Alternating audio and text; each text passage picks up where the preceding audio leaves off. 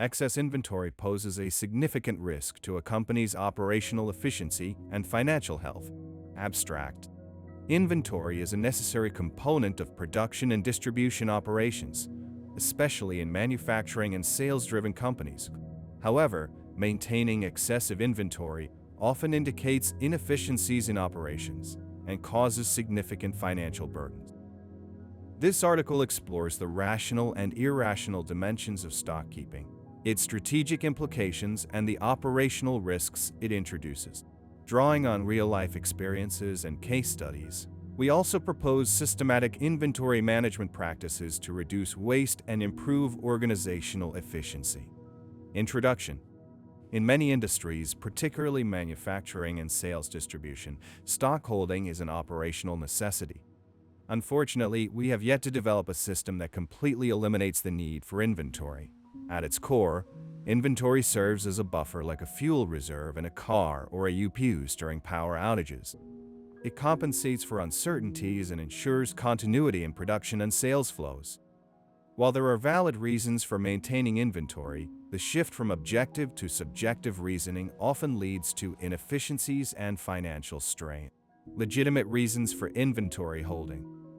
Some of the most common objective reasons for keeping inventory include unreliable access to suppliers or resources, preventing production delays due to supply interruption, ensuring immediate delivery upon receiving customer orders, facilitating cross-selling of related products, procuring materials at optimal costs, meeting minimum purchase requirements imposed by suppliers, reducing supply chain risk, minimizing procurement and logistics expenses, enhancing customer satisfaction and loyalty, hedging against currency fluctuations and future price increase, supporting sales targets with product availability, engaging in speculative buying ahead of expected price hike. While these reasons are valid, experience suggests that inventory management often becomes influenced by subjective attitudes and practices over time.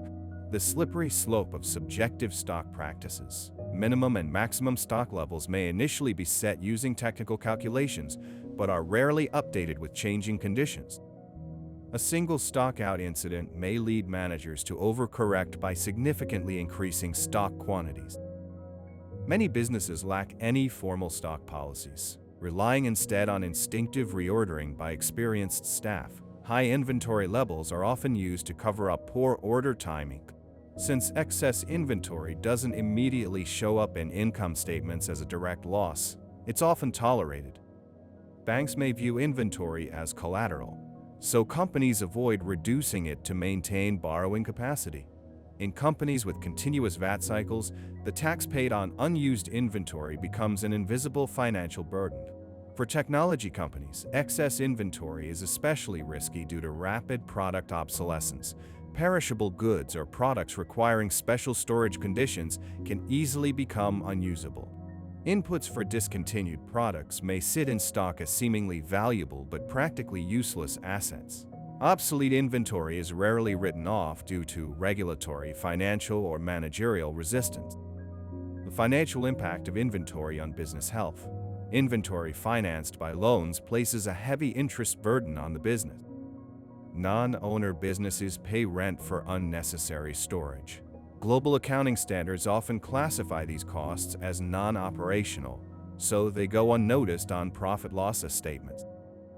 Many businesses carry more inventory than necessary, either due to mismanagement or lack of internal control.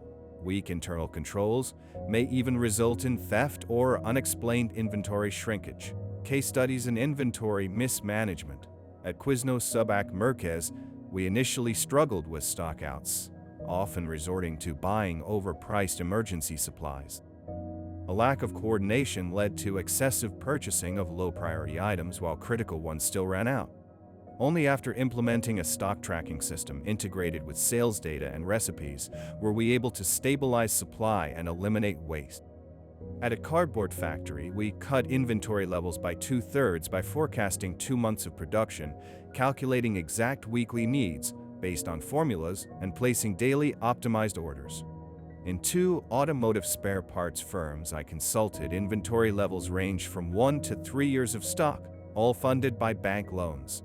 My first action was to liquidate low turnover stock, reduce warehouse size, and scale back credit exposure. Conclusion: excess inventory is not a sign of preparedness.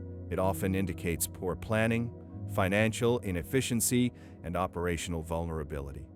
Businesses should shift from reactive to proactive inventory management, aligning stock levels with real-time demand, production schedules, and financial strategy.